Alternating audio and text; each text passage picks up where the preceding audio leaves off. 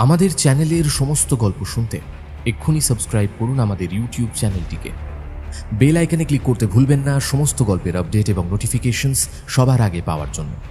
নমস্কার, আমি সায়ন্তন, আপনি শুনছেন ফ্রিকি ফ্রাইডে স্টোরিজ। আমাদের আজকের গল্পটি কিছু অংশে প্রাপ্তবয়স্কদের জন্য। আজ ফ্রিকি ফ্রাইডে স্টোরিজে আপনি শুনবেন আমিষ খেয়ে জলে নামা বারণ। আজকের গল্প পাঠ ও গল্পের সূত্রধার আমি সায়ন্তন। শুনতে থাকুন ফ্রিকি ফ্রাইডে স্টোরিজের আজকের বিশেষ নিবেদন, আমিষ খেয়ে জলে নামা বারণ।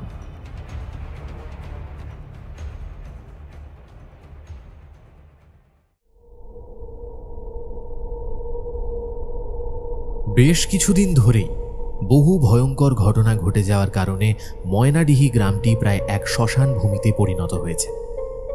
ধীরে ধীরে মানুষজনের সংখ্যা কমতে কমতে হাতে গোনা মাত্র কয়েকটি ঘর অবশিষ্ট রয়ে গেছে। এরাই কোনো মতে গ্রামটিকে সজীব রেখেছে। বর্তমানে গ্রামে আর আগের মতো ফসল ফলে না। নদী নালা দিয়েও আর আগের মতো স্বচ্ছ জলের ধারা বয়ে যায় না। সমগ্র প্রকৃতি যেন এই গ্রামের প্রতি বিমুখ হয়ে গেছে। কিন্তু মাত্র কিছুদিন আগে পর্যন্ত গ্রামের অবস্থা এরূপ ছিল না। এই গ্রামটি আগে আশপাশের গ্রামের থেকেও বেশি শস্য শ্যামল ছিল। মাঠের পর মাঠ ভরা সবুজ ধান ক্ষেত, গোয়াল ভর্তি গরু, খামার ভর্তি পশু পাখি আর মানুষ ভর্তি গ্রাম ছিল তখন। কিন্তু একটা জিনিস যা আগেও এক ছিল আর আজও এক আছে, সেটা হলো একটা পুকুর। হ্যাঁ, পুকুর। আর আজকের গল্প সেই পুকুরকে নিয়েই। ঘটনাটা খুলেই বলি। আগে আসা যাক ময়নাডিহি গ্রামের কথায়। আর 5টা গ্রামের মতোই ময়নাডিহি গ্রামের কিছু মানুষের পেশা ছিল খেতিবাড়ি করা। কেউ ছিল কামার, কেউ দর্জি, কেউ জেলে, আবার কেউ বা ভাগ চাষি। সারা বছর কম বেশি অর্থাভাব লেগে থাকলেও গ্রামটা বেশ হাসি খুশিই ছিল। এদের মধ্যে কারোর কারোর যাতায়াত ছিল শহরে। নানান কাজের সূত্রে তারা শহরে যেত। কিন্তু শহরে একবার যে গেছে সে আর গ্রামের লোক থাকে না। তাদের মধ্যে বাবুয়ানা এসে যায়।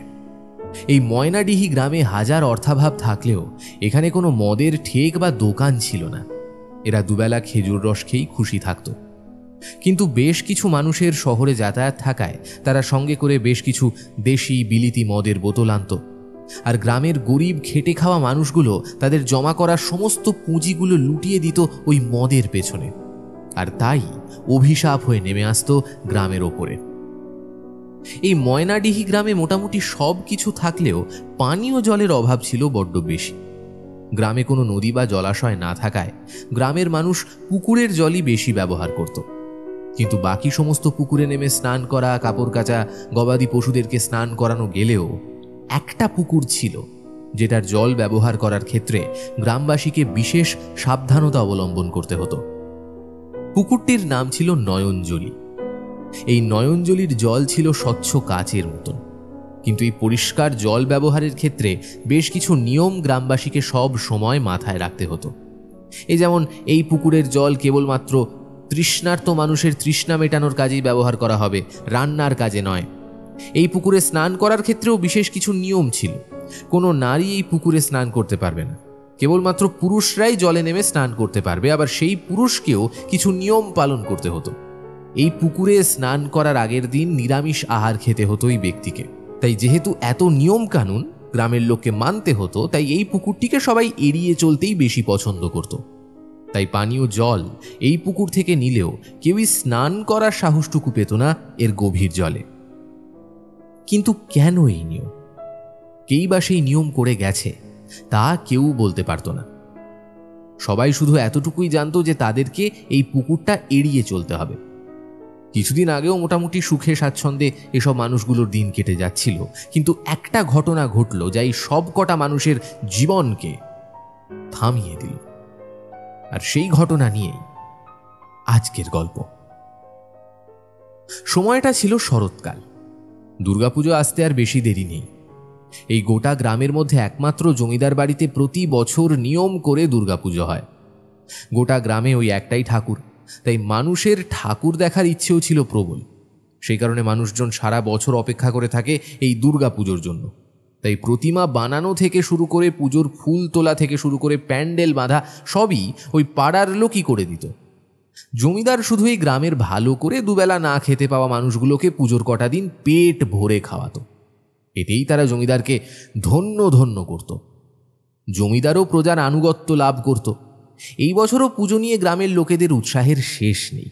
তারা সাধ্যমতো নিজেদের ঘরের কলাটা মূলোটা দেবীর ভোগের জন্য দেবে বলে রেখেছিল। দেখতে দেখতে প্রথম আর বিকেল হাজির।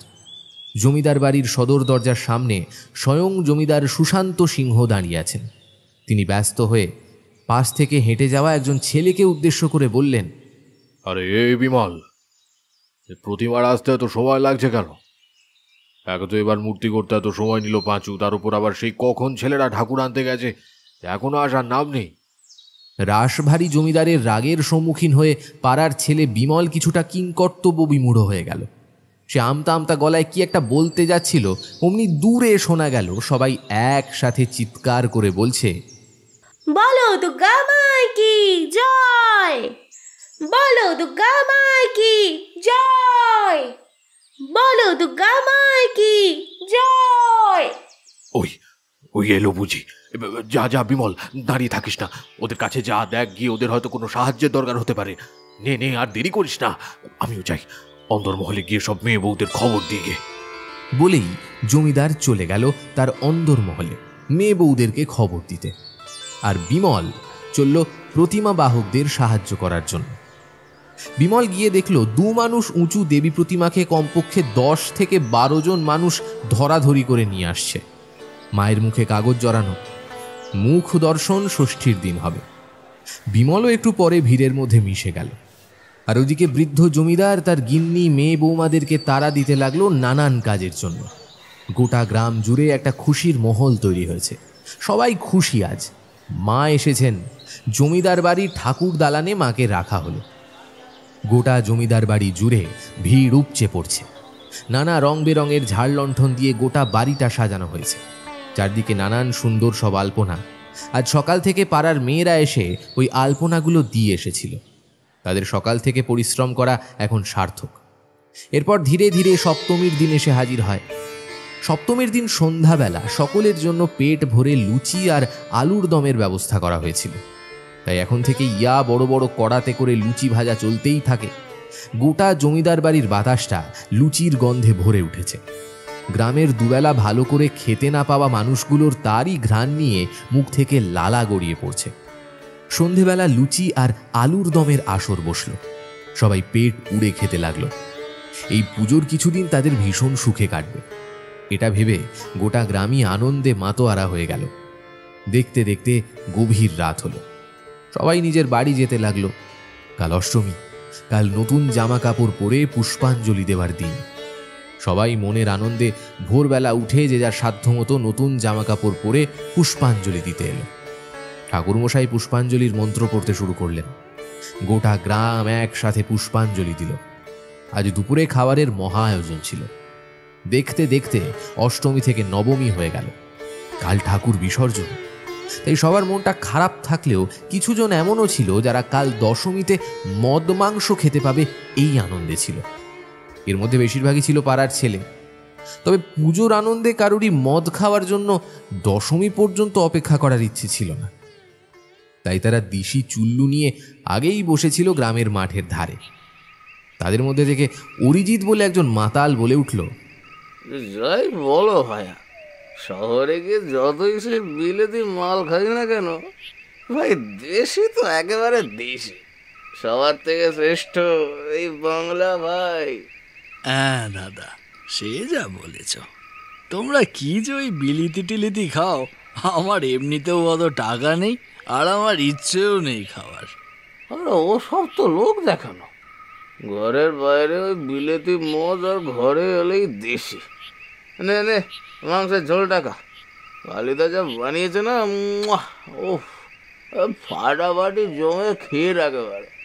সত্যি শহরের দেশি মুরগির যা দাম, এইখানে এলেই যা ওই খেতে পাই। এই হরিশদা, বলি কি দুর্গা পুজোয় মাংস খাওয়াটা কি ঠিক হবে? মানে পাপ টাপ হবে না তো? ধুর, কিচ্ছু না, খা তো খা, ওসব পুজো টুজো দেখে লাভ নেই। ও ঠাকুর জয় মা, কিচ্ছু মনে করবে না, খা খা খা। এরপর গভীর রাত পর্যন্ত এই মদ মাংসের পর মাতালের দল মাঠের মধ্যেই ঘুমিয়ে পড়ল। ওরা কেউই জানতো না কাল দিনটা ওদের সবার কাছে কি ভয়ঙ্কর এক সাক্ষী হয়ে রয়ে যাবে সারা জীবনের মতো।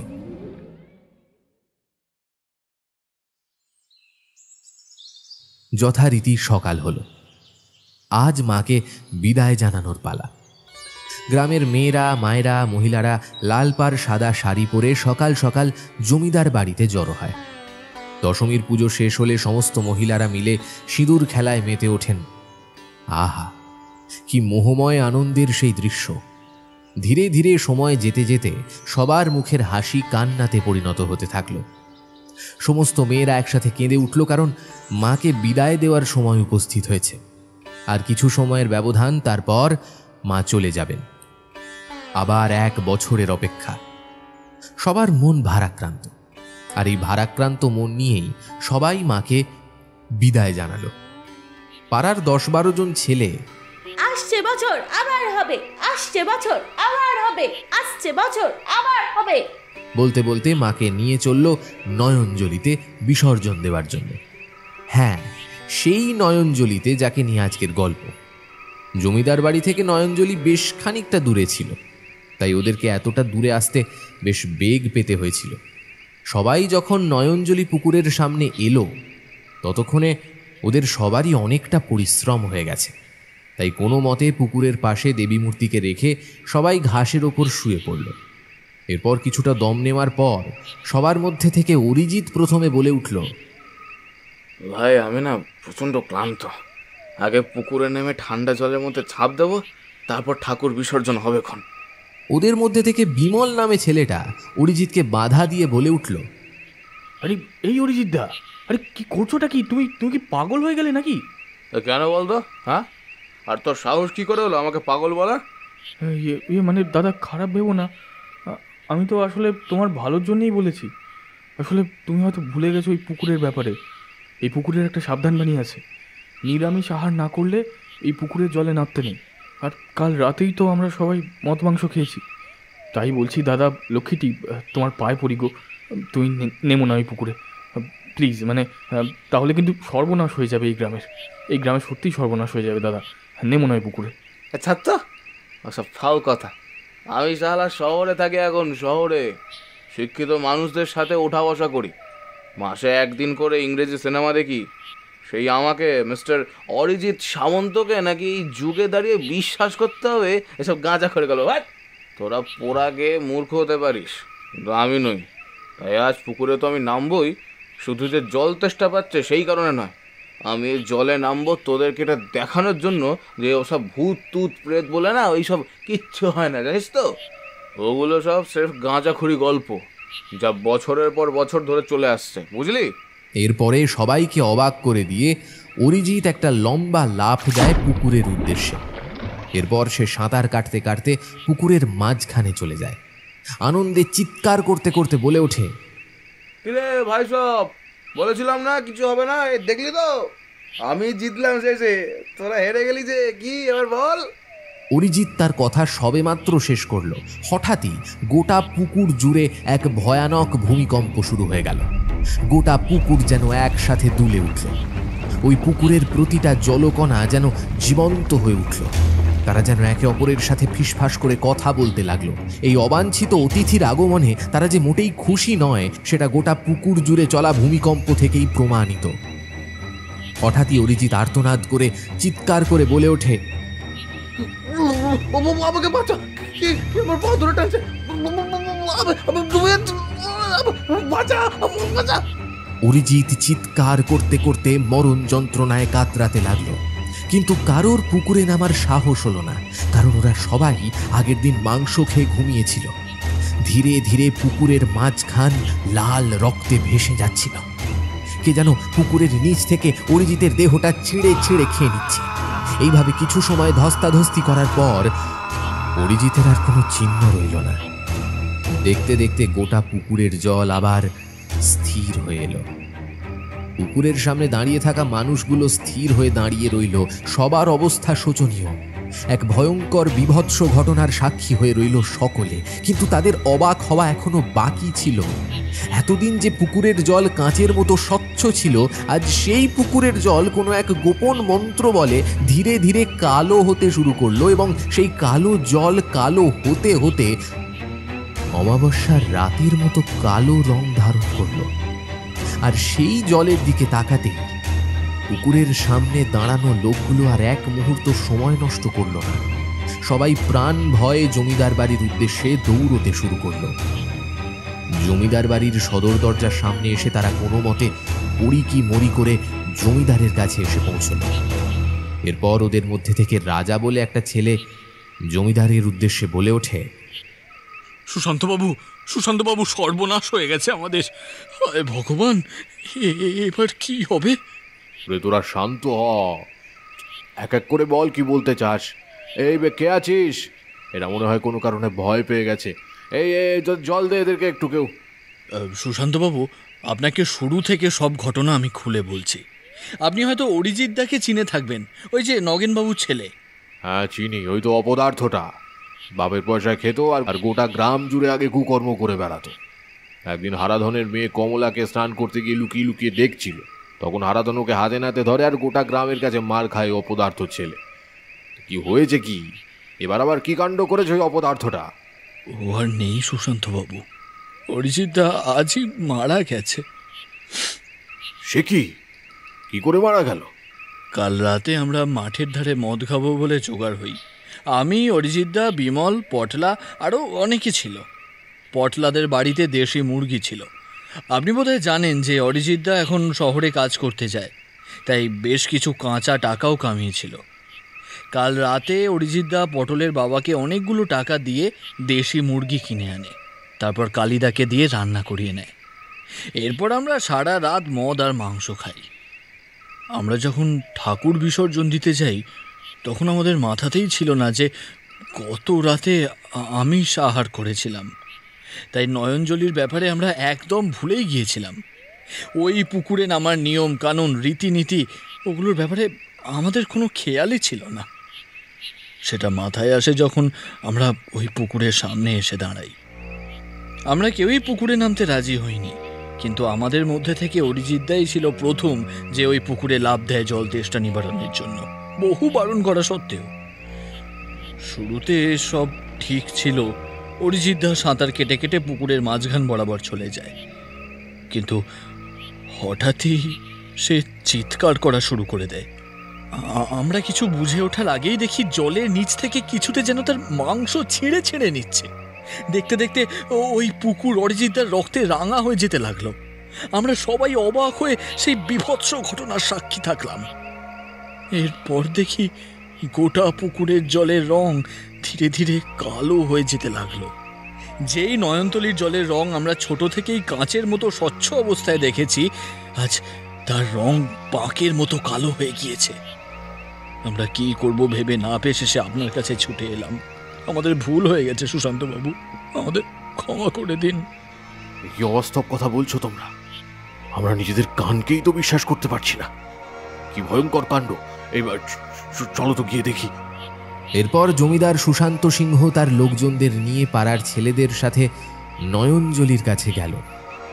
ততক্ষণে গোটা খবরটা পাড়ায় ছড়িয়ে পড়েছিল, তাই জমিদার পুকুরের কাছে পৌঁছানোর আগে গোটা গ্রাম জড়ো হয়ে যায়।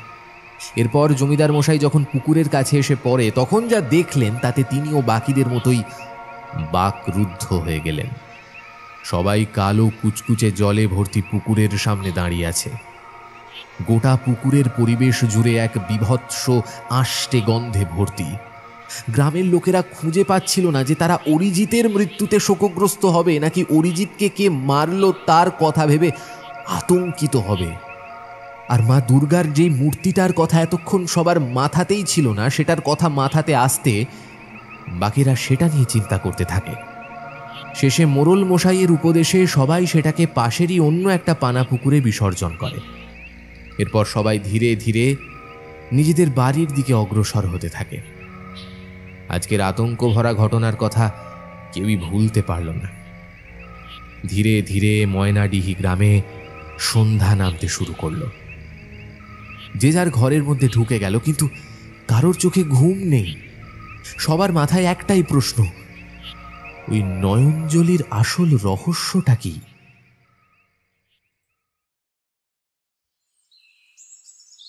পরদিন সকালটাও কিন্তু ময়নাডিহি গ্রামের লোকেদের কাছে সুখকর ছিল না। ব্যাপারটা প্রথম খেয়াল করল অখিলেশ নামে এক ধোপা।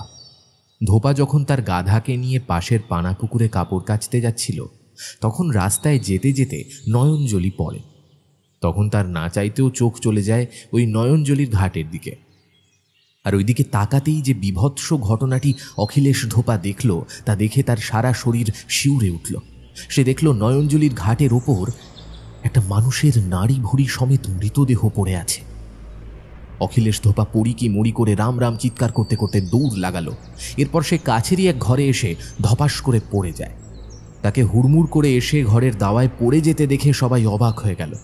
তাকে সবাই তুলে ধরে এক জায়গায় বসাল। এরপর কেউ একজন এসে এক গ্লাস জল তার দিকে বাড়িয়ে দিল। কাঁপা কাঁপা হাতে জলের গ্লাসটা নিয়ে অখিলেশ এক ঢোকে পুরো জলটা শেষ করে যা বলল, তাতে বাকিদেরও ভিড়মি খাওয়ার অবস্থা হলো। তার কথা মতো বাকিরাও সেই পুকুরের ধারে এসে অরিজিতের পচে গলে যাওয়া নাড়ি ভুঁড়ির লাশটা দেখতে পেল। ভিড়ের মধ্যে থেকে একজন বৃদ্ধ গোছের লোক বলল, হবে না কেন?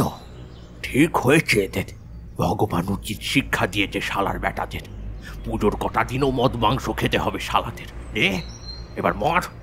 কিছুক্ষণ ধরে এই তামাশা চলার পর কালকের মতোই এই ভিড়ও পাতলা হতে থাকলো।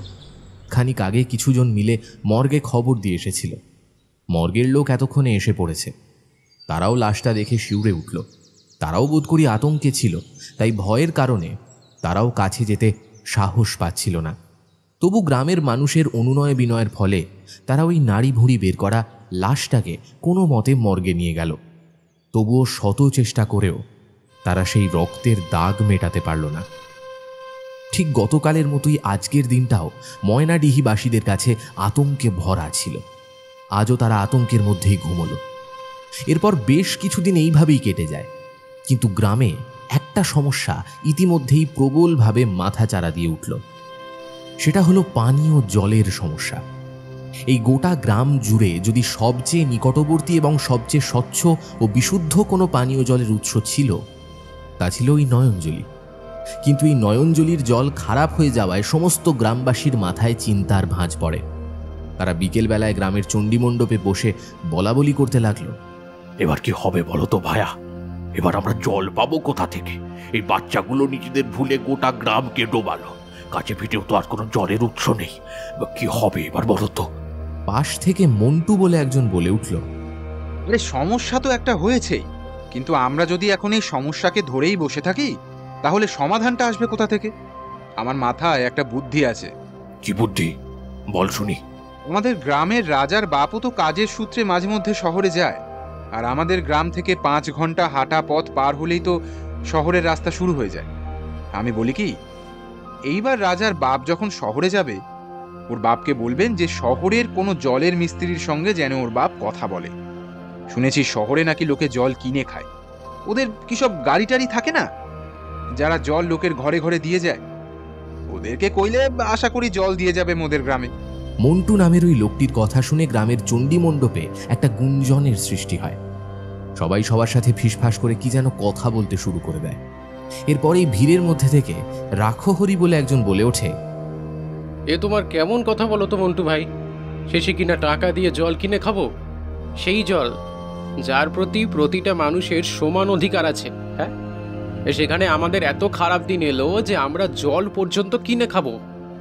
না না না, ও আমাদের দ্বারা হবে না। আমরা খাবো তো এই নয়নজলির জলই খাবো, নয়তো না। জল না খেতে পেয়ে মরবো তাও ঠিক আছে, কিন্তু কিনে খাবো না। ওদেরকে বললে আশা করি জল দিয়ে যাবে আমাদের গ্রামে। তবে ওরা তো আর বিনে পয়সায় জল দেবে না, তার বদলে ওদেরকে কিছু টাকা দিতে হবে আমাদের। নয়নজলির জল খেয়ে মরবো তো ঠিক আছে, কিন্তু এই শহরের লোকেদের মতো জল কিনে খাবো না, এই বলে দিলাম। এই চলো সবাই, এখানে সময় নষ্ট করে লাভ নেই, চলো। এই বলে কিছু সংখ্যক লোক যাদের রাখহরির কথা মনে ধরল, তারা রাখহরির সাথে উঠে চলে গেল, আর বাকি লোকেরা রয়ে গেল কিভাবে শহর থেকে জল আনা যায় সেই পরিকল্পনা করার জন্য। এরপর দেখতে দেখতে সবার ঘরে আগে থেকে সঞ্চয় করে রাখা পানীয় জল কমতে থাকে। যারা শহর থেকে জল আনবে বলে ঠিক করেছিল তারা তার ব্যবস্থা প্রায় করে ফেলেছে, কিন্তু রাখহরিরা তার পরদিনই চলল কলসি ডাব্বা নিয়ে নয়নজলি থেকে জল তোলার জন্য। তারা যখন নয়নজলির ঘাটের সামনে গেল তখন সেই পুকুরের টলটলে কালো জল দেখে সত্যিই রাখহরির মতো ডানপিটে লোকেরও বুকটা কেঁপে উঠল। হাজার হোক জীবনের মায়া তো সবারই থাকে, আর তার কাছে তো কোনো উপায়ও ছিল না। সে যে বাকিদের মতো রোজ জল কিনে খাবে তার অত টাকা কোথায়, তাই অত ভেবে লাভ নেই, ভাগ্যে যা আছে তাই হবে। তাই বেশি সময় নষ্ট না করে রাখহরি আর তার সাথে জনা দশেকের মতো লোক এক এক করে কলসিতে করে পুকুর থেকে জল তুলতে লাগলো। কিন্তু তারা একটা অবাক কাণ্ড হতে দেখল। পুকুরের কালো জল পুকুরে থাকলেই কালো লাগছে, যেই তারা সেটাকে কলসি কিংবা কোনো ডাব্বাতে ভরছে জলের রং আগের মতোই টলটলে স্বচ্ছ কাঁচের মতোই লাগছে। রাখহরির সঙ্গে বাকিদেরও মন আনন্দে ভরে উঠল। তারা নিজেদের মুখে বিজয়ের হাসি হেসে একে অপরের দিকে চাওয়াচাওয়ি করতে লাগলো। রাখহরি হাসতে হাসতে বলে উঠল, কি বলেছিলাম না, দেখবে এই এই জল ঠিক খাওয়া যাবে। কি মিলল তো আমার কথা? তোমরা মিছি মিছি সব চিন্তা করছিলে, কিন্তু আমার তো এখন খারাপ লাগছে ওই মানুষগুলোর ওপর যারা শহর থেকে জল কিনে খাচ্ছে। ইস, সব কটা মূর্খের দল। এই শোনো, তোমরা কেউ কিন্তু ওদেরকে বলো না কিছু, হ্যাঁ, যে জল ঠিক আছে। বেশ কিছুদিন ওদের একটু টাকা নষ্ট হোক, তারপরে বলবে।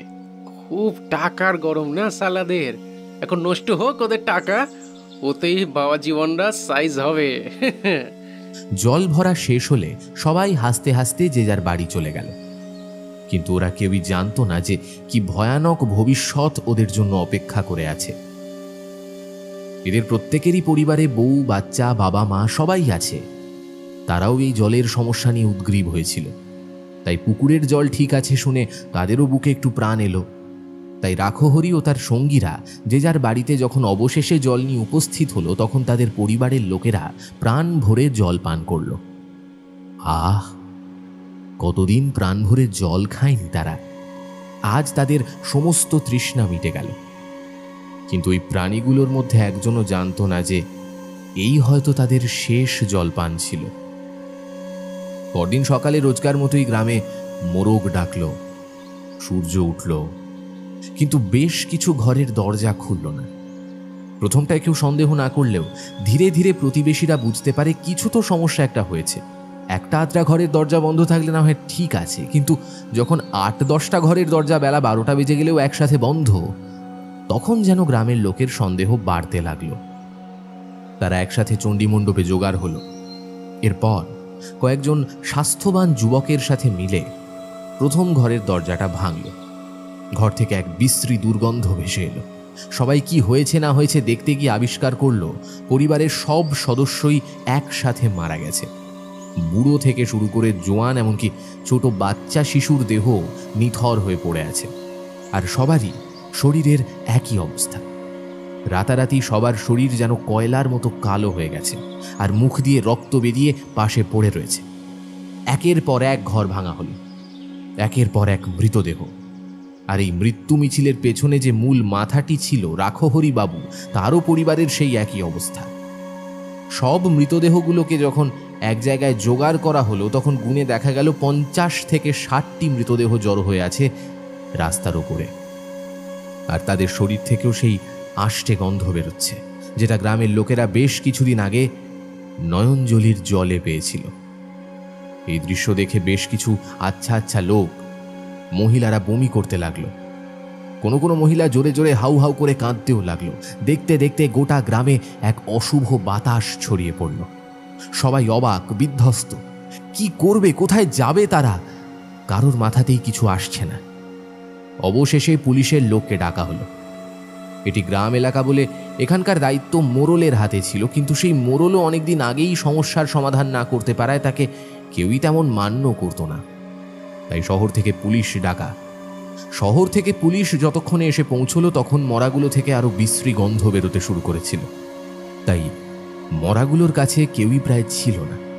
সবাই দূরে দাঁড়িয়ে দাঁড়িয়ে এক দৃষ্টে তাদের ভয়ঙ্কর ভবিষ্যতের কথা ভেবে চিন্তাগ্রস্ত ছিল। পুলিশের লোক যখন অবশেষে এলো এবং এসেই বিপুল পরিমাণ মৃতদেহগুলোকে দেখল, তারাও অবাক হয়ে কিছুক্ষণ বিস্ময়ে তাকিয়ে রইল।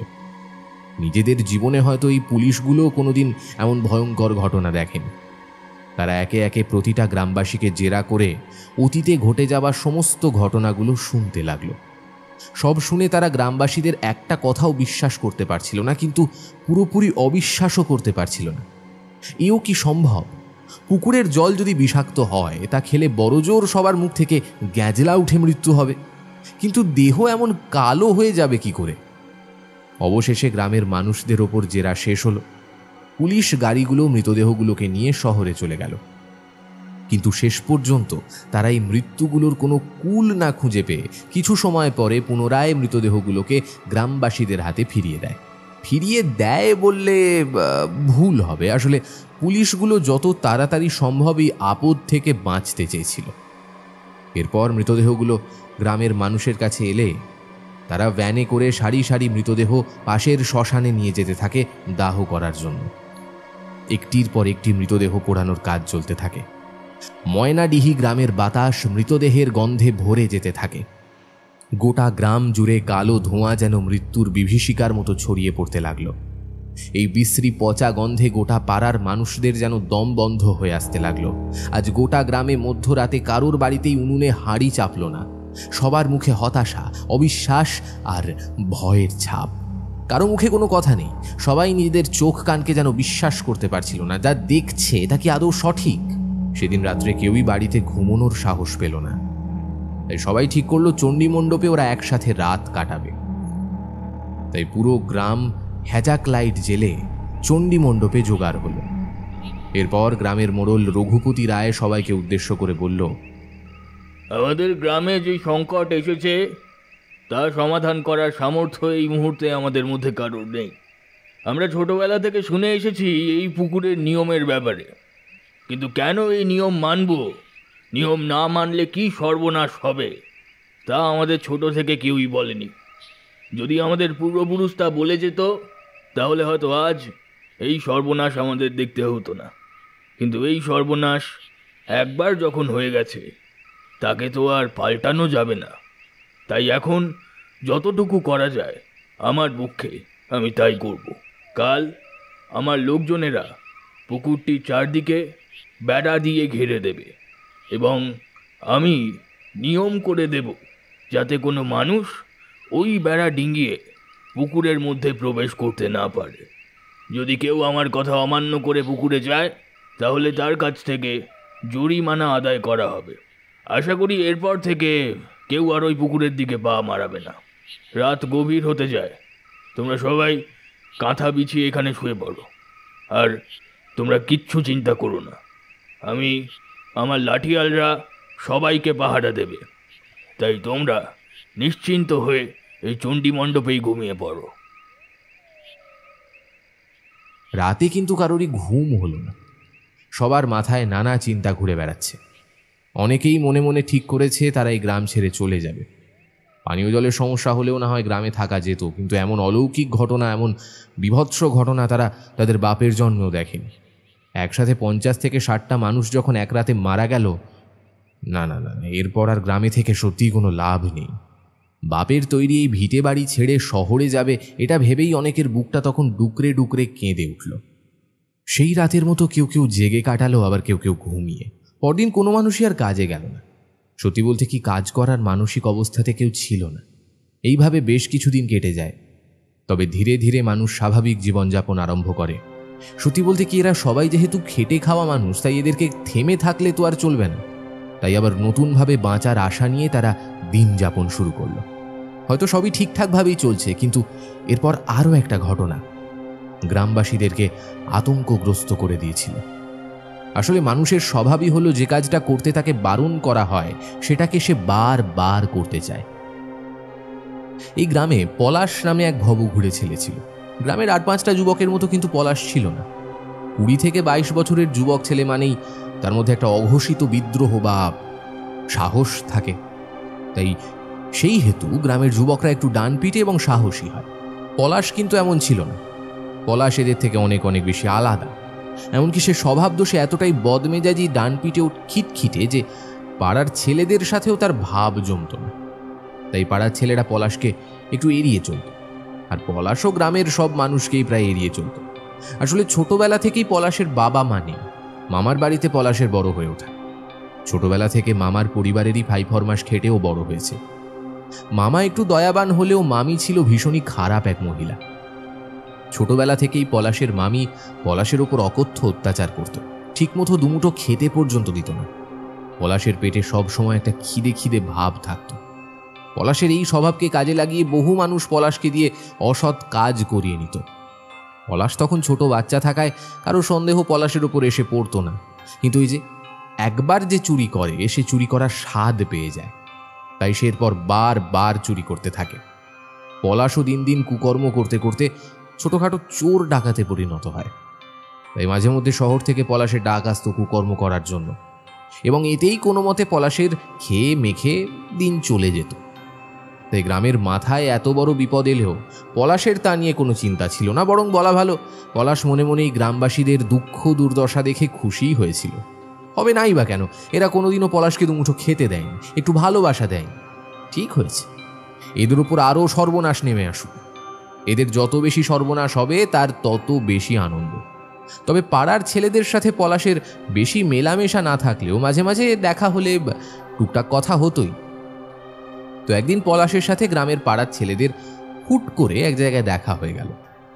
ঠেস দিয়ে পলাশ তাদেরকে বলল, কিরে মহিলার দল, চললি কোথায়? এই পলাশদা, তুমি কি সকালবেলা মস্করা করছো নাকি? হ্যাঁ, তোমার আমাদেরকে দেখে মেয়ে বলে মনে হয়? তোরা ছেলে আছিস নাকি? ছেলে হলে অন্তত এতদিনে পুকুরটার কটা সমাধান অবস্থায় ঠিক করে ফেলতি। তোদের ওই ছেলেটা যে মরেছে, কি যেন নাম, ওই কি, হ্যাঁ অরিজিৎ নাকি, ওর মৃত্যুটা সেফ কাকতালীয় ছিল। আগের দিনে মদ ফদ খেয়েছিল, তাই জলে ডুবে মরেছে। আর রইল 50 থেকে 60 জন গ্রামবাসীদের একসাথে মরে যাওয়া। আসলে আগে কেউ মকা বুঝে পুকুরে গিয়ে বিষ ফিস মিশিয়ে রেখেছিল, আর যেই না পরিবারগুলো বিষ জল খেলো অমনি তারা অক্কা পেল। তোরা নাকি এটাকে কি সব ওই ভুতুরে কাণ্ড ফাণ্ড ভাবছিস? তোরা একটা কাজ কর বুঝলি, পায়ের নুপুর আর হাতের চুড়ি পরে গেল দেখি। এই পলাশদা, মুখ সামলে কথা বলা বলছি। ভুলে যেও না তুমি একা আছো আর আমরা এতজন আছি। বেশি বার বাড়লে না এমন কেলান কেলাবো যে বাপের নাম ভুলে যাবে। কি? এই এই এই কি বললি? আমাকে এত বড় কথা বলা? তুই জানিস আমি কে? আমার একটা ডাকে না শহর থেকে লোক এসে রাতারাতি তোদের সব কটাকে কেলিয়ে এখানে পুঁতে রেখে দিয়ে যাবে, জানিস? আচ্ছা, কই ডাকো তো তাহলে, দেখাই যাবে কে এক বাপের বেটা। খুব বার বেড়েছিস না রে রাজা, হ্যাঁ খুব বার বেড়েছিস। আচ্ছা ঠিক আছে, কে কার বাপের বেটা প্রমাণ করতে যাস তো সেটা নিয়ে অপেক্ষা করার কি আছে? আজই চল না, চল নয়নজলি যাই। না না চল, আমি পলাশ শর্মা আজকে গিয়ে যদি ওই নয়নজলির জলে মুতে না আসতে পারি সালা, তাহলে আমি এক বাপের বেটা নই রে। আর যদি আমি গিয়ে ওই নয়নজলির জলে মুততে পারি তাহলে রাজা তোকে স্বীকার করতে হবে, তাহলে তুই সালা এক বাপের বেটা নোস। বল রাজি? বেশ, আমি রাজি, তবে এখন নয়, দুপুরবেলায় আমরা যাব। কারণ মোড়ল মশাই নিয়ম করেই দিয়েছে যে কেউ যদি ওই নয়নজলির বেড়া ডিঙিয়ে যায় তাহলে তাকে মোটা অঙ্কের জরিমানা দিতে হবে। তাহলে দুপুরবেলায় দেখা হচ্ছে পলাশদা। এই বলে তারা যে যার বাড়ি ফিরে গেল। পলাশ বেশ আনন্দেতেই রইল। এই ছেলেগুলোর সাথেও কিছুতেই এঁটে ওঠে না। পলাশ যতই মুখে বলুক যে ও শহর থেকে লোক এনে এদের সবাইকে কেলাতে পারে, কিন্তু ও সব কুত্তাই তাদের নিজেদের এলাকাতে সিংহ। তাই এতদিন ওদের থেকে বদলা নিতে চাইলেও পলাশ নিরুপায় ছিল। কিন্তু আজ সুযোগ এসেছে শালার বেটাদের মুখ চিরকালের জন্য বন্ধ করে দেওয়ার। এই সুযোগকে পলাশ কিছুতেই বৃথা যেতে দেবে না। সে তাড়াতাড়ি নিজের ঘরে ফিরে গেল, গিয়ে দুটো পান্তা ভাত কাঁচা লঙ্কা দিয়ে ভালো করে মেখে খেয়ে দিয়ে প্রস্তুত হতে থাকলো আজকের অভিযানের জন্য। উফ, এখন থেকে ভাবলেই পলাশের যে কি আনন্দ হচ্ছে। ও নয়নজলির জলে মুতবে না, আসলে ও মুতবে রাজা, বিমল, সন্তু এদের মুখে। মনের আনন্দে এক প্রকার লাফাতে লাফাতে সে নয়নজলির সামনে দুপুরবেলা এসে হাজির হলো। এসে দেখে আগেই পাড়ার সব জোয়ান ছেলেরা ওখানে হাজির হয়েছে। পলাশকে এগিয়ে আসতে দেখে তারা সব গিয়ে ঘাটে যাওয়ার রাস্তা করে দিল। পলাশের গর্বে বুক আরও 2 ইঞ্চি বেড়ে গেল। পাড়ার ছেলেরাও আসলে একটু অবাকই হয়েছিল। আজ পলাশ যে দুঃসাহসিক কাজটা করতে যাবে তারা সেটা স্বপ্নে চিন্তাও করতে পারে না। অজান্তেই তাদের পলাশের প্রতি একটা সমীহ এসে গিয়েছিল। এরপর বেড়া ডিঙিয়ে পলাশ 1 পা 2 পা করে ঘাটের সিঁড়ি দিয়ে নিচের দিকে নামতে থাকে। ভয়ে পাড়ার ছেলেদের বুক দুরু দুরু করতে থাকে। কিন্তু পলাশ নির্বিকার। সে যখন একেবারে ঘাটের শেষ সিঁড়িতে এসে পৌঁছয় এবং প্যান্টের চেন খুলে যখন ঘাটের কালো জলে প্রস্রাব করতে থাকে, তখন পাড়ার ছেলেরা সেই ঘটনা নিজেদের চোখকে বিশ্বাস করতে পারছিল না। পলাশ হাসতে হাসতে বলে, কিরে সালার বেটারা, দেখলি তো এই পলাশ শর্মার কত দাম? বলেছিলাম না আমি ঠিক পারবো। এবার দেখছিস তো? কিরে ওই মুখগুলো কি হলো?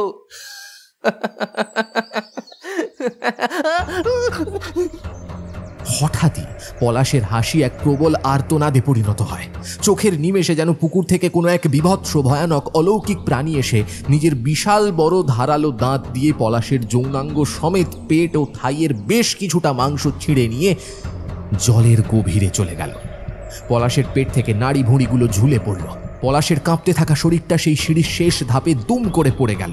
পলাশ তখনও কাঁপতে থাকে এবং মুখ দিয়ে গো গো শব্দ বেরোতে থাকে তার। পলাশের শরীর বেয়ে গড়িয়ে চলা রক্ত ধীরে ধীরে জলে মিশে যেতে থাকে। এমন বিভৎস হাড় হিম করা দৃশ্য দেখে পাড়ার ছেলেরা আর ওই স্থানে দাঁড়ালো না। তারা পড়ি কি মরি করে চিৎকার করতে করতে গ্রামের ঘরগুলোর দিকে ছুট লাগালো। গ্রামের মানুষ এমনিতেই আগে থেকে আতঙ্কে ছিল। তারা পাড়ার ছেলেদের একসাথে চিৎকার শুনে আরও আতঙ্কিত হয়ে যে তার ঘর থেকে বেরিয়ে আসে।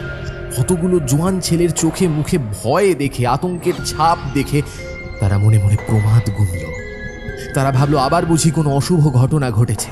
ছেলেদের মধ্যে থেকে বিমল আমতা আমতা করে বলল, আমাদের কোনো দোষ নেই জেঠু, ওই পলাশই যত নষ্টের গোড়া। সব দোষ ওর। ও যদি না রাজি হতো তাহলে হয়তো আজকেও আমাদের মধ্যে বেঁচে থাকতো।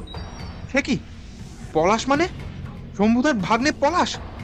ও মরলো কি করে? আর কখনই বা মরলো? খুলে বলো ব্যাপারটা। বিমল যতটা সম্ভব সংক্ষেপে পুরো ব্যাপারটা গোটা গ্রামের লোককে বোঝাল। সব শুনে তারা মনে মনে ইষ্টদেবের নাম স্মরণ করল। সত্যি বলতে কি, পলাশের ওপর তেমন কারো টান ছিল না, তাই এমন বিপর্যস্ত ঘটনা ঘটে যাওয়ার পর কারোরই আর ওই ঘাটের কাছে যাওয়ার ইচ্ছে হলো না। কিন্তু তবুও হাজার হোক পলাশ গ্রামের ছেলে, তাই তার মৃতদেহকে তো উদ্ধার করা দরকার। বেশ কিছুজন মিলে মোড়ল মশাই ও জমিদারকে খবর দিতে গেল। মোড়ল জমিদার এলে তবেই তারা ওই পুকুরের ধারে যাবে। কিছু সময় পর যথারীতি মোড়ল আর জমিদার এলেন। তাদের সংক্ষেপে দুপুরে ঘটে যাওয়া ঘটনা বলতে তারাও মনে মনে আতঙ্কিত হয়ে উঠল। এরপর সবাই মিলে চলল সেই অভিশপ্ত পুকুরের ধারে। তারা যখন পুকুরটির ধারে এসে পৌঁছল, তখন দেখল ইতিমধ্যেই পলাশের শরীরের বেশ কিছু অংশ গায়েব হয়ে গেছে। তাই দেখে পাড়ার ছেলেরা ভীষণ আশ্চর্য হয়ে গেল।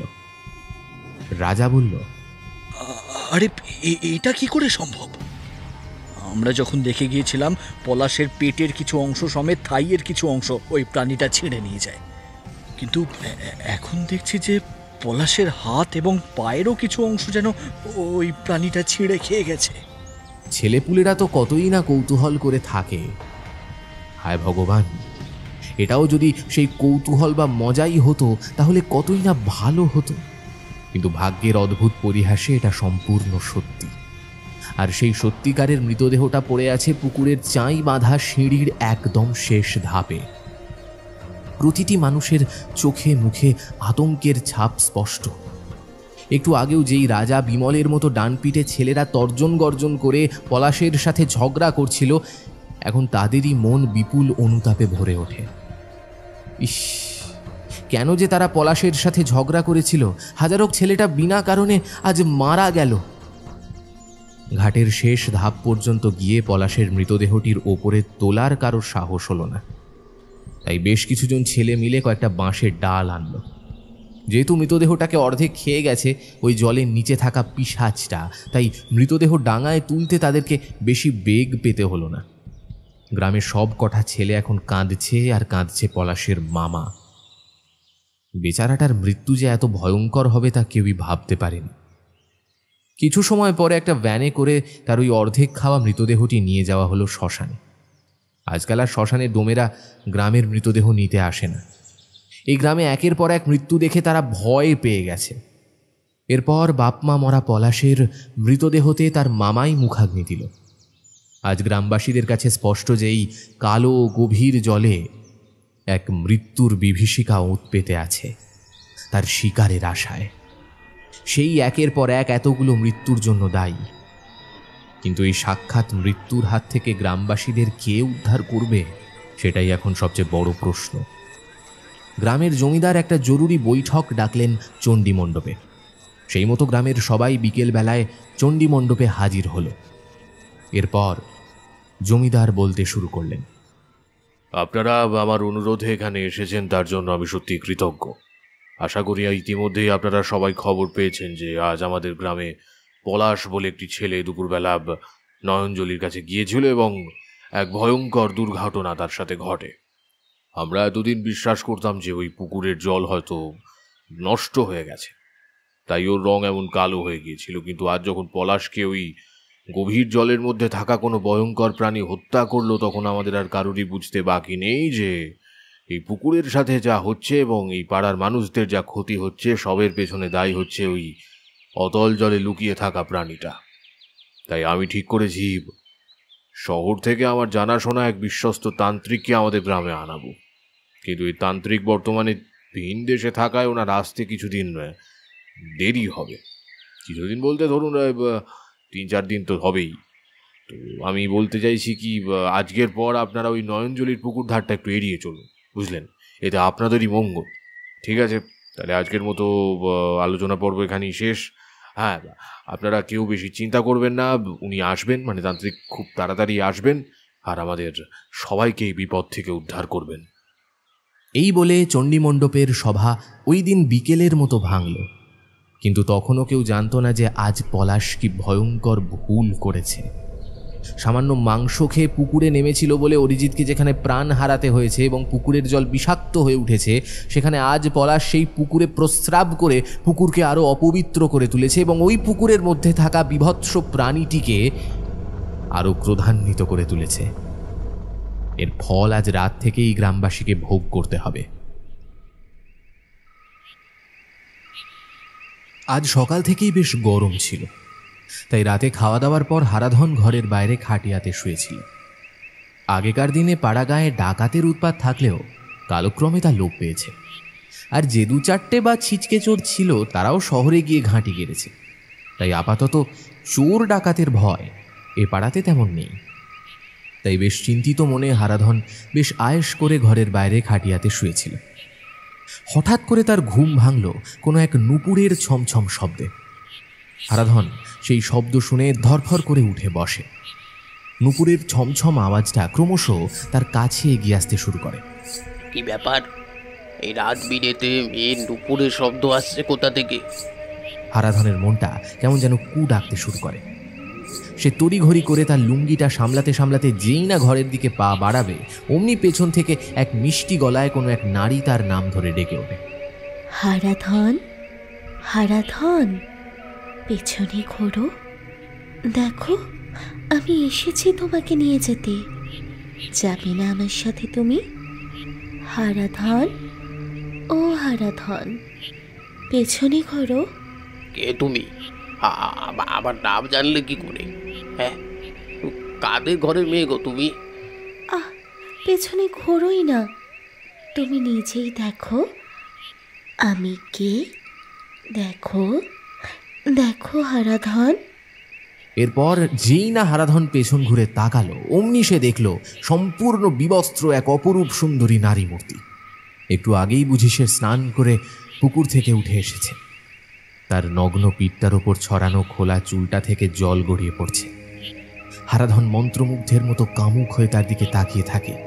সে অজ্ঞাত নারী মূর্তি হারাধনের উদ্দেশ্যে বলে ওঠে, তুমি কি আমাকে ছুঁতে চাও হারাধন? আমাকে জড়িয়ে ধরতে চাও? হ্যাঁ, আমি তোমায় ছুঁতে চাই, তোমায় জড়িয়ে ধরতে চাই। তুমি শুধু আমার, তুমি শুধু আমার। না, এখানে নয়, চলো আমার সাথে আমার ঘরে। চলো। তোমার ঘর? কোথায় তোমার ঘর? কেন? ওই যে নয়নজলি, ওটাই তো আমার ঘর। এসো এসো হারাধন, আমার কাছে এসো। চলো চলো আমার সাথে। চলো চলো। এরপর সেই উলঙ্গ নারী ধীরে ধীরে এক পা দুপা করে নয়নজলি পুকুরের উদ্দেশ্যে যেতে থাকে, আর হারাধন তার পেছন পেছন মন্ত্রমুগ্ধের মতো এক পা দুপা করে এগোতে লাগলো। পরের দিন সকাল থেকেই হারাধনকে আর গ্রামের মধ্যে কোথাও খুঁজে পাওয়া যাচ্ছিল না। হারাধনের বউই প্রথম ব্যাপারটা লক্ষ্য করে। সে চিৎকার করে লোকজন ডেকে হারাধনকে খোঁজার জন্য সবাইকে বলে। প্রথমটা কেউ পাত্তা না দিলেও পরে যখন দুপুর গড়িয়ে বিকেল হলো, তবু হারাধনের যখন আর কোনো পাত্তা নেই, তখন গ্রামের সবার টনক নড়ল। হারাধনের শেষ পরিণতি নিয়ে সবাই আতঙ্কিত হয়ে উঠল। সবার মন একসাথে কু ডাকতে শুরু করল। কারোরই আর বুঝতে বাকি রইল না হারাধন কোথায়। তারা সবাই লাঠি সোটা নিয়ে নয়নজলি পুকুরের কাছে হাজির হলো। এসে যা দৃশ্য দেখল তাতে সবার রক্ত হিম হয়ে গেল। দেখল পুকুরের সমস্ত সিঁড়ি জুড়ে রক্ত, মাংস, হাড় গোড় পড়ে আছে। কে যেন কাল রাতে একটা বড় কিছু প্রাণীকে ওই ঘাটে বসে চিবিয়ে চিবিয়ে খেয়েছে। ঘাটের পাশে হারাধনের লুঙ্গিটা পড়ে থাকতে দেখে কারোরই আর বুঝতে বাকি রইল না যে ওগুলো হারাধনেরই মাংস আর হাড় গোড় পড়ে আছে। যে কজন মহিলা এসেছিল এবং সাথে হারাধনের বউও এসেছিল, তারা এই বিভৎস দৃশ্য দেখে বমি করতে শুরু করল। এমনকি বেশ কিছু শক্ত সমর্থ পুরুষও তাই দেখে বমি করা শুরু করে। গ্রামের মোড়ল ধপাস করে ওই স্থানেই বসে পড়ে। এ কি বিষাক্ত প্রাণী যে আস্ত একটা হারাধনের মতো শক্ত সামর্থ্য স্বাস্থ্যবান লোককে চিবিয়ে খেতে পারে। এতদিন তারা ভেবেছিল এই প্রাণীর সীমাবদ্ধতা হয়তো ওই পুকুরের জল অবধি, কিন্তু সে যে স্বইচ্ছাতে ডাঙাতেও উঠতে পারে এবং ডাঙায় উঠে নিজের শিকারকে ভুলিয়ে ভালিয়ে এই পুকুরের কাছে নিয়ে এসে শিকার করতে পারে, তা গ্রামবাসীদের কল্পনারও বাইরে ছিল। আজ গ্রামের মানুষ এতটাই ভয় ভীত যে তারা আর ওই বেড়া ডিঙিয়ে গিয়ে হারাধনের যে কয়েকটা মাংসের টুকরো আর হাড় ছড়াছড়ি পড়ে আছে সেগুলোকে তুলে আনবে সেই সাহসও পাচ্ছিল না। কিন্তু যে কটা মাংস অবশিষ্ট আছে ওগুলোকে পুড়িয়েই হারাধনের দাহকার্য সম্পূর্ণ করতে হবে হিন্দু শাস্ত্র মতে, নইলে তার আত্মার মুক্তি ঘটবে না। কিন্তু কেউ যদি হাড় আর মাংস আনতে রাজি না হয়, তাহলে কিভাবে শেষকৃত্য সম্পন্ন হবে? হারাধনের ভাই শশধর এই চিন্তাতেই ছিল। তার শক্ত সামর্থ্য দাদা যে এইভাবে মারা যাবে সে কোনোদিন ভাবতে পারেনি। তাই আকস্মিক বিস্ময় কাটিয়ে উঠে সে প্রথম উদ্যোগ নেয়। সে পাড়ার কিছু যুবক ছেলেদেরকে বিশাল পরিমাণ মদ খাওয়াবেও কিছু কাঁচা টাকাও দেবে এমন প্রতিশ্রুতি দিয়ে অবশেষে কয়েকটা হাড় ও মাংসপিণ্ডকে সংগ্রহ করল।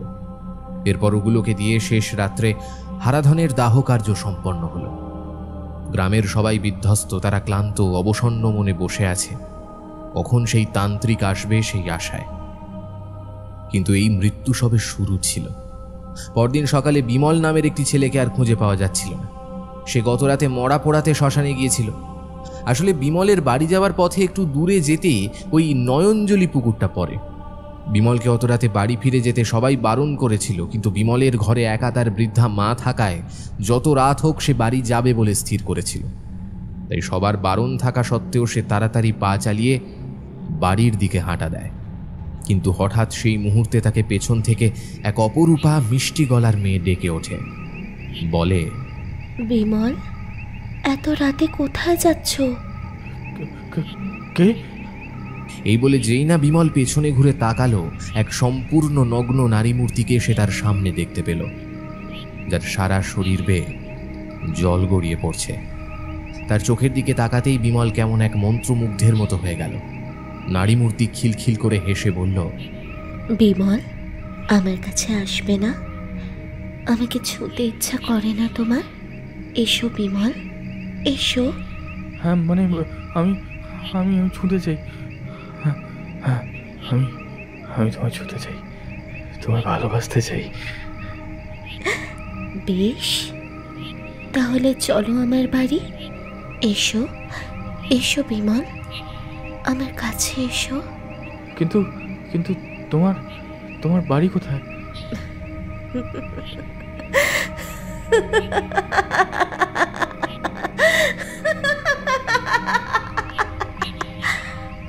গ্রামের লোক যখন পুনরায় নয়নজলির পুকুরের ঘাটের কাছে জড়ো হয়, তখন আগের দিনের মতো সেই পুকুরের সিঁড়িতে আবার কিছু মাংসের টুকরো, হাড় ছড়িয়ে ছিটিয়ে দেখতে পায়। এগুলো যে বিমলের মাংস আর হাড়ের টুকরো, সেটা নিয়ে কারোর মনে কোনো সন্দেহ নেই। বিমলের বৃদ্ধা মায়ের বিমল ছাড়া আর কেউ ছিল না। এরপর তার বৃদ্ধা মাকে কে দেখবে তা কারোরই জানা ছিল না, কিন্তু দুর্ভাগ্য বোধহয় এই মানুষগুলোর পিছু ছাড়বে না। পরপর দুদিন আরও 2 জন মানুষের মৃত্যু। তার পরের দিন সকালে কিছু হাড়গোড় আর মাংস পুকুরের সিঁড়িতে ছড়ানো অবস্থায় পড়ে থাকে। এর ফলে গ্রামের মানুষ সব আশা ছেড়ে যখন মৃত্যু ভয়ে জর্জরিত এবং গ্রাম পরিত্যাগের কথা ভাবছে, ঠিক সেই মুহূর্তে গ্রামের মানুষদের কাছে ভগবানের মতো এক শেষ আশা হিসেবে হাজির হয় কালভদ্রতান্ত্রিক। নতুন দিনের নতুন স্বপ্ন নিয়ে শেষ বাঁচার আশা জাগিয়ে ওই তান্ত্রিকের গ্রামে আগমন ঘটে। জমিদার বাড়িতে যখন তার আগমন হয় এবং কিছু সময় পরে সেই বার্তা যখন গোটা গ্রামের লোকের কাছে পৌঁছয়, তখন তাকে দেখার আশায় গোটা জমিদার বাড়ি জুড়ে ভিড় উপচে পড়েছে। কালভদ্রতান্ত্রিক দেবদূত হয়ে আজ হাজির হয়েছে এই অসহায় মানুষগুলোকে বাঁচাতে। তোমরা সবাই শান্ত হয়ে বসো।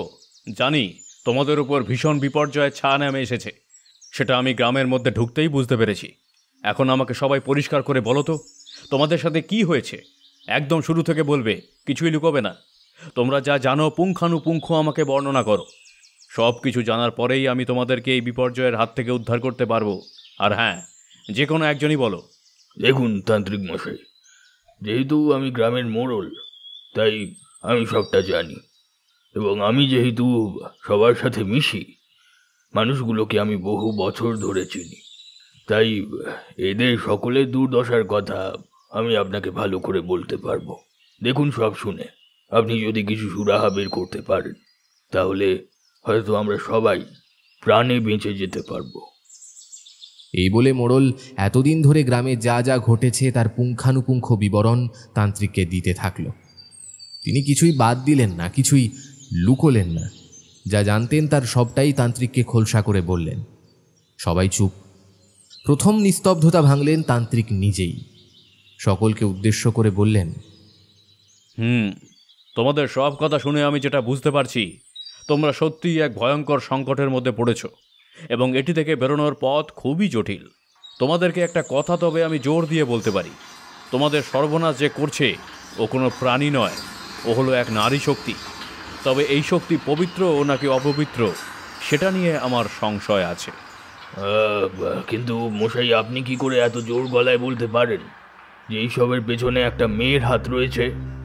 এই তো সেদিন আমাদের পাড়ার ছেলেরা নিজেদের চোখের সামনে দেখেছে একটা প্রাণী জল থেকে উঠে এসে পলাশের দেহ ছিঁড়ে ছিঁড়ে খেয়েছে, এবং সেই প্রাণীর সাথে নারী তো বাদ দিন, কোনো পুরুষের সাদৃশ্য পর্যন্ত নেই। আপনি এত উতলা হবেন না, আগে আমার কথাটা শান্তভাবে শুনুন, তারপর বলবেন। আচ্ছা আচ্ছা আচ্ছা, বেশ বেশ বেশ, আগে আপনি বলুন তাহলে। আপনারা হয়তো একটা জিনিস ভেবে দেখেছেন, ওই বিষ জল পান করা ব্যতীত আর যত ঘটনাই ঘটেছে সবকটা ঘটনাতেই কিন্তু ছেলেরা এবং যুবকরাই মারা গেছে। কোনো মেয়ে বা নারী কিন্তু ওই অজ্ঞাত শক্তির দ্বারা নিহত হয়নি। হ্যাঁ, সত্যিই তো তাই। মানে এটা তো আগে ভেবে দেখিনি। আমার মনে হচ্ছে আসলে এই পুকুর কোনো দৈবিক শক্তির বাসস্থান ছিল, এবং সেই শক্তি না কেবলমাত্র এই পুকুরের জলকে স্বচ্ছ আর পানীয়যোগ্য করে রাখত, উপরন্তু সে এই গ্রামের মঙ্গল করত, এই গ্রামকে অমঙ্গলের হাত থেকে বাঁচিয়েও রাখত সেই শক্তি। কিন্তু সমস্ত পবিত্র জিনিসের সুরক্ষার জন্য এবং সংরক্ষণের জন্য বেশ কিছু বিধিনিয়ম থাকে। ওই নিয়ম ভঙ্গ হলে কিন্তু ওই পবিত্র জিনিস উল্টে অপবিত্র ও অকল্যাণ ডেকে আনে। আপনাদের এই প্রথম ছেলেটি, কি যেন নাম বললেন, অরিজিৎ নাকি? হ্যাঁ, ও আমিষ খেয়ে যেদিন এই পুকুরের জল স্পর্শ করেছিল সেই দিনই পুকুর অপবিত্র হয়ে যায় এবং ওই শক্তি এই গোটা গ্রামের উপর ভীষণ খাপ্পা হয়ে যায়। তাই প্রথমটায় তার রাগ গিয়ে পড়ে কেবলমাত্র এই পানীয় জলের উপর।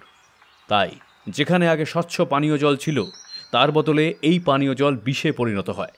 কিন্তু এরকম যখন দ্বিতীয় একটি ছেলে এখানে নিজের সজ্ঞানে প্রস্রাব করে, তখন আর ওই দৈবিক শক্তি নিজের রাগ নিয়ন্ত্রণ করে রাখতে পারেনি। তার সমস্ত রাগ ঘৃণা এসে পড়ে এই গ্রামের মানুষদের উপর, এবং যেহেতু কেবলমাত্র পুরুষেরাই তার অপবিত্রকরণ করেছে, তাই তার সমস্ত রাগ গিয়ে পড়ে বিশেষত পুরুষদের ওপর। তাই একটির পর একটি পুরুষকে সে প্রতি রাতে মারতে শুরু করে।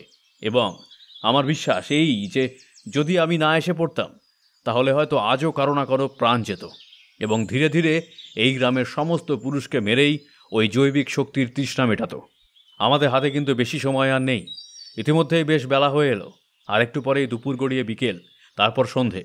আমি আজ রাত ঠিক 12 ঘটিকায় ওই পুকুরের সামনে এক মহাযজ্ঞ করব, এবং সেই যজ্ঞে আমি ওই নারীকে আহ্বান করব এবং তার রাগ শান্ত করার চেষ্টাও করব। যদি সফল হই তাহলে জানবেন যে কাল থেকে কেউ আর প্রাণে মরবে না, কিন্তু যদি বিফল হই তাহলে জানবেন আজ রাতে আমি মরব, এবং কাল থেকে এক এক করে এই গ্রামের সব পুরুষদেরও মরতে হবে। এতক্ষণ গোটা গ্রামের লোক খুব মন দিয়ে তান্ত্রিকের কথা শুনে যাচ্ছিল। এমন ইতিহাস শুনে তাদের কারোরই নিজের কানকে বিশ্বাস হচ্ছিল না। তারা ভয়ও পেয়েছিল, আবার তাদের মধ্যে একটু হলেও শান্তি ছিল যে যদি তান্ত্রিক সত্যিই সফল হয় তাহলে তো কাল থেকে তাদের কাউকে আর মরতে হবে না। এরপর তারা দেখে তান্ত্রিক নিজের ঝোলা থেকে বড় লম্বা এক কাগজ বের করল, জমিদারের হাতে দিয়ে বলল, এই গোটা গ্রামের মধ্যে আমি আপনাকে খুব কাছ থেকে চিনি।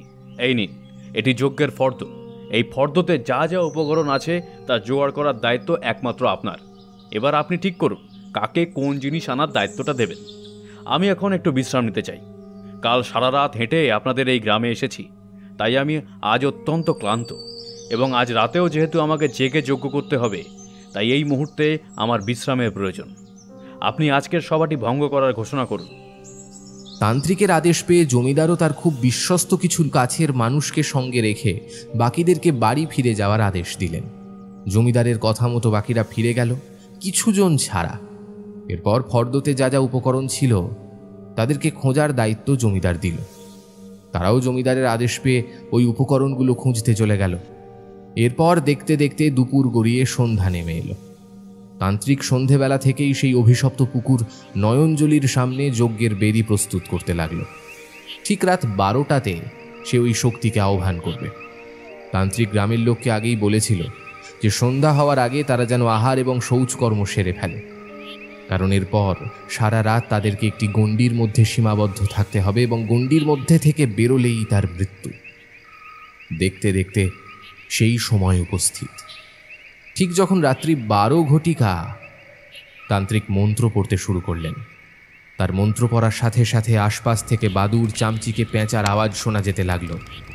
ফাঁকা খোলা জায়গাটায় তান্ত্রিকের মন্ত্রোচ্চারণ এক গুরুগম্ভীর ধ্বনি বারবার বাতাসে বাতাসে বহু দূর ছড়িয়ে যেতে লাগলো। এরপর তান্ত্রিক সবেমাত্র আগুনে ঘিতাহুতি দিয়েছেন, তখনই গোটা পুকুর জুড়ে তোলপাড় শুরু হয়। মনে হয় যেন কেবলমাত্র গোটা পুকুর জুড়ে ভূমিকম্প শুরু হয়েছে। এর কিছু সময় পরে আবার ভূমিকম্প থেমেও যায় আপনা আপনি। তারপর সবাইকে অবাক করে দিয়ে পুকুরের জল দুভাগ হয়ে যায়। এরপর পুকুর থেকে কদাকার দৃষ্টি বিশিষ্ট বিভৎস এক প্রাণী ধীরে ধীরে উঠে আসতে থাকে। পুকুরের বাতাসটা বিভৎস পচা আষ্টে গন্ধে ভরে যেতে লাগলো। এমন প্রাণীকে এর আগে কোনোদিন কোনো মানুষ দেখেনি। তাকে প্রাণী বলা ভুল হবে। দেখে মনে হয় যেন কোনো এক পাতালে লুকিয়ে থাকা বিভীষিকা পুকুর থেকে উঠে আসছে। কিন্তু অবাক কাণ্ড, যেই ওই বিভীষিকাময় প্রাণীটি ঘাটের প্রথম ধাপে পা দিল, অমনি সেই কদাকার জীব অতীব সুন্দর এক রমণীতে রূপান্তরিত হলো। ওই রমণীর গায়ে কোনো বস্ত্র নেই, সম্পূর্ণ নগ্ন তার দেহ, এবং তার একটি হাতে একটি মাটির কলসি ধরা আছে এবং অপর প্রান্তে একটি পদ্ম ফুল। সে যখন ওপরে উঠে আসতে লাগলো, প্রতিটি সিঁড়িতে তার পায়ের লাল রক্তের ছাপ রয়ে যেতে লাগলো, এবং বাতাসের গন্ধ তখন আষ্টে থেকে সুন্দর এক ফুলের গন্ধে পরিণত হয়ে যায়। ওই নারী মূর্তি যজ্ঞের একদম কাছাকাছি এসে তান্ত্রিকের দিকে মায়া ভরা চোখে তাকিয়ে মিষ্টি সুরে বলে, আমাকে ওই পুকুর থেকে টেনে এনেছিস কেন? তুই কে মা? কেন এই গ্রামবাসীদের ক্ষতি করছিস? কি পাচ্ছিস এই নিরীহ গ্রামবাসীদের উপর অত্যাচার করে? আমি ক্ষতি করেছি নাকি ওরা আমার ক্ষতি করেছে? বছরের পর বছর ধরে আমি ওদেরকে স্বচ্ছ পবিত্র জল দিয়ে আসছি।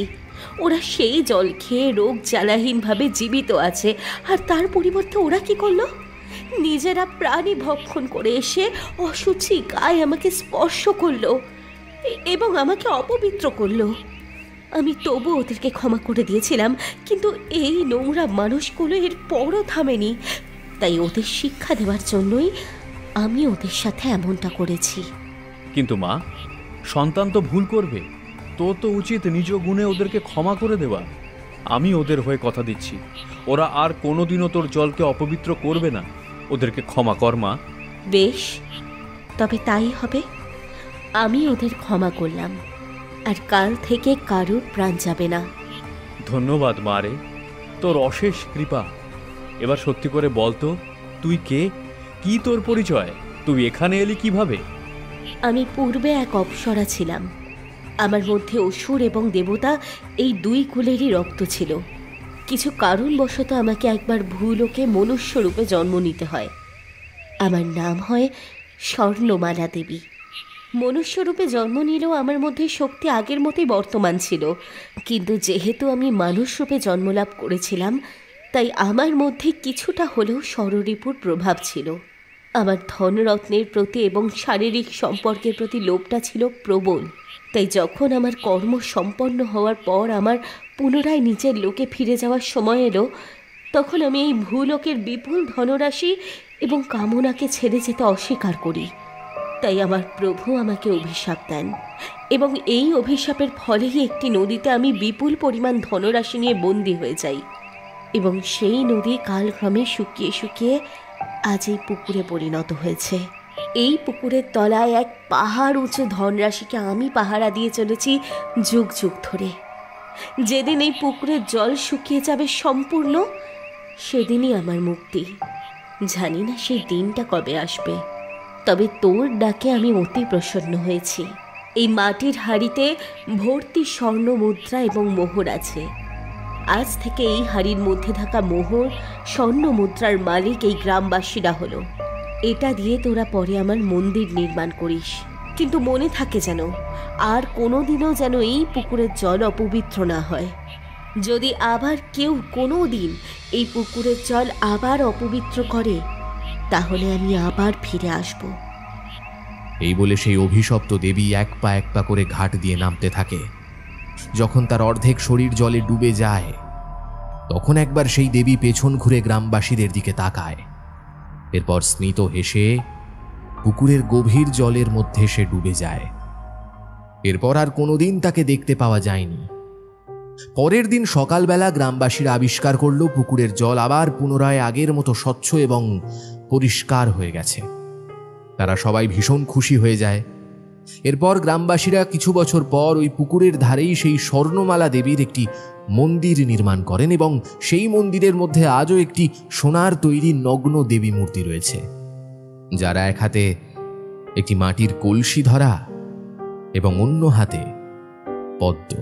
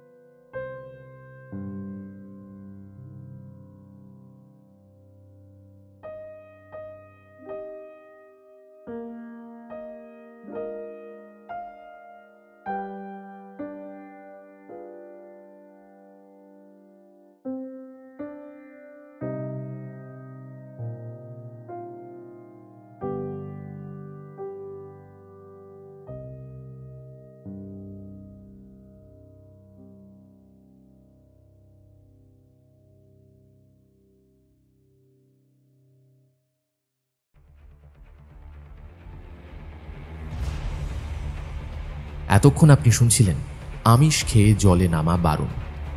গল্পপাঠ ও গল্পের সূত্রধার আমি সায়ন্তন।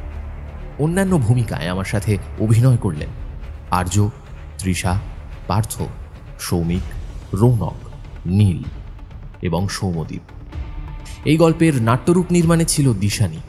শব্দ সংযোজনে ছিল রণজয়, আবহ সঙ্গীত ও স্পেশাল এফেক্টসে ছিল শঙ্খ। গল্পের প্রচ্ছদ নির্মাণ করেছেন শুভদীপ বন্দ্যোপাধ্যায়। কেমন লাগলো আজকের গল্পটা আপনাদের? যদি আমাদের আজকের উপস্থাপনা আপনাদের ভালো লেগে থাকে অবশ্যই ভিডিওটিকে একটি লাইক করে দেবেন, চ্যানেলটা সাবস্ক্রাইব করতে ভুলবেন না, বেল আইকনে ক্লিক করে দেবেন সমস্ত গল্পের আপডেট সবার আগে পাওয়ার জন্য। আগামী পর্বে আবার দেখা হবে আপনাদের সাথে। সবাই ভালো থাকবেন, সুস্থ থাকবেন। নমস্কার, শুভরাত্রি।